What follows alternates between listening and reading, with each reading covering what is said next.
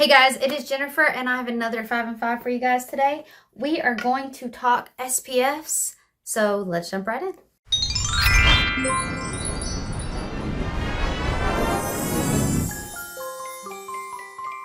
Alright, so my hair looks awful. I just got done working out and I just got my makeup on. I've got to get ready for work soon, so I've got to fix my hair. But I wanted to film this video and another one while I could, because I am trying to do, hopefully you'll be seeing this as the 24 days of videos at Christmas, and you know, things have to roll quickly. But let me talk about these SPFs. So the first one that I want to talk about is the Supergoop Unseen Sunscreen SPF 40. Alright, so basically this is like your silicone primer. It feels exactly the same way as a silicone primer. It is, everything about it is exactly the same sort of experience, except it's SPF. I really liked this one a lot. I thought I would love this one at first. When I first started using it, I thought, oh my gosh, I love this one. Is this my new sunscreen? But honestly, my skin is so dry these days. I need something more moisturizing and creamy than this. But I can imagine that if you have super oily skin, or if you use a silicone-based primer, this may skip a step for you. And I felt like it was really good sun protection. I feel like all of these that I'm talking about are good sun protection, but I'm just giving you my experience as far as like mixing SPF with skincare and makeup. So this is just not what my skin needs, but I really did enjoy using this one. All right, next we have the Dr. Jart CICAPAIR Tiger Grass Color Correcting Treatment. So this is an SPF 30. So this is basically a color corrector SPF. It is green and you rub it into your skin and it is meant to counteract any redness. This felt like applying a mud mask or a clay mask, if you know that feeling.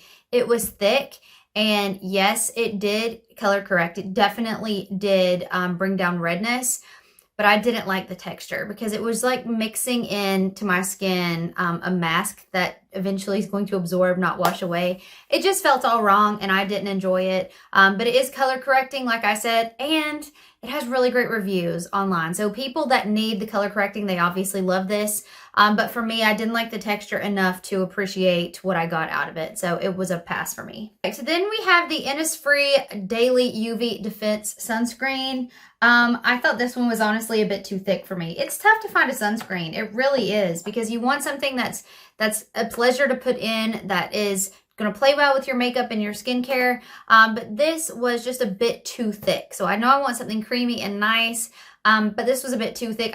I could feel it on my face. And so for that reason, I did not love this one. All right, so then we have the Watermelon Glow Niacinamide Sunscreen SPF 50. This peeled. It peeled horribly. Any makeup product that I put on this, tinted moisturizer, my regular foundation, powder foundation, it peeled. It just peeled, and not right away, sometimes an hour or so afterwards.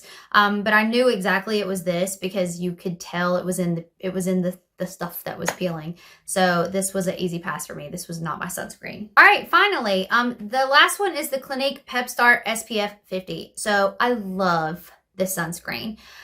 I thought it was going to be the one that I was going to purchase. I have it in my Sephora cart right now for the next time I get a chance to purchase or need it.